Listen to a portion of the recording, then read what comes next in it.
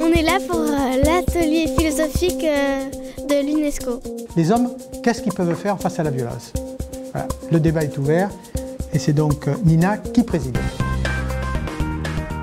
Alors il existe plusieurs méthodes pour faire réfléchir les enfants, pour leur apprendre à philosopher. Avec certains collègues, nous avons mis au point une méthode où l'enseignant n'intervient pas sur le fond, mais intervient sur les exigences philosophiques. Alors l'originalité, c'est d'avoir deux visées. Une visée démocratique qui s'inspire de la pédagogie institutionnelle et qui va donner aux élèves un certain nombre de fonctions pour organiser donc, le débat. Il y a le président qui donne la parole et il y a les philosophes. On sait que c'est ceux qui réfléchissent, qui discutent. Il y a les observateurs et il y a aussi le secrétaire qui écrit ce que disent les philosophes. Et puis ensuite, une visée philosophique qui, elle, va consister à mettre en œuvre un certain nombre de processus de pensée qui sont autant d'exigences intellectuelles. Apprendre à poser des questions, apprendre à définir des notions ou à faire des distinctions conceptuelles, et puis argumenter ce que l'on dit. Et après, l'autre camp, il va se venger, ça va créer une chaîne de conflits et ça va recommencer et recommencer.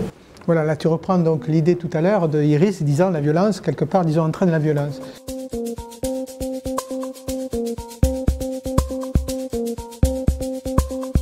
On a choisi d'utiliser la méthode Tozzi parce qu'il est venu faire une formation chez nous et on a trouvé ça intéressant par rapport aux pratiques de notre école où on met en place des présidents de séance, des secrétaires. Alors c'est pas trop tôt d'initier les enfants à la philosophie, j'en ai fait avec des enfants de CP. C'est aussi un des projets de notre école, de faire participer les enfants, de les faire réfléchir, de leur montrer qu'il n'y a pas de bonne réponse, il n'y a pas de mauvaise réponse, qu'il n'y a pas de meilleurs élèves en philo, de moins bons et qu'ils ont tous leur droit de participer à ce genre d'activité.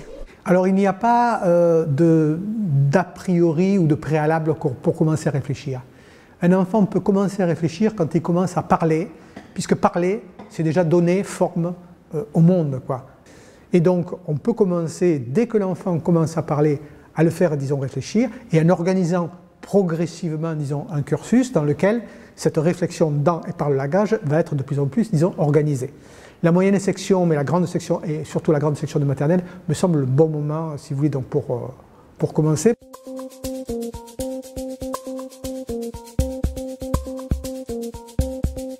Le bilan qu'on peut faire avec les enfants, de ce type de ce qu'ils peuvent nous en dire, nous, après, c'est qu'ils ont eu l'impression que dans ces moments-là, on s'adressait à eux comme des individus, des personnes. Alors, je ne vais pas paraphraser Françoise Dolto qui disait que, là elle parlait même des bébés, que les bébés sont des personnes.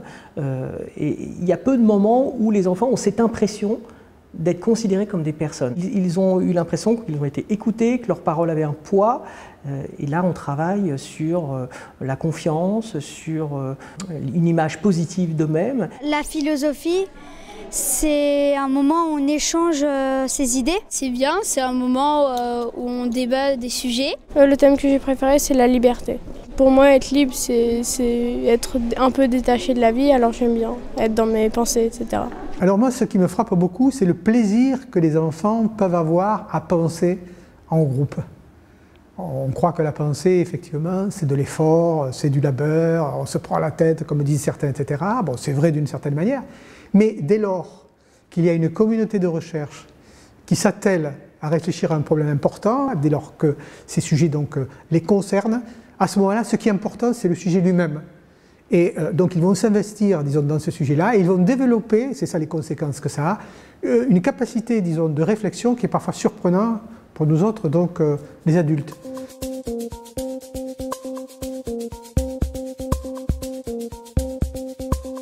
En ce qui concerne donc les élèves en difficulté, la discussion à visée philosophique est très importante parce que ça va les réintégrer dans une certaine estime de soi. Ce sont des élèves qui ont perdu confiance dans le langage, qui ont perdu confiance dans la relation avec les autres, qui ont perdu la confiance finalement en eux-mêmes.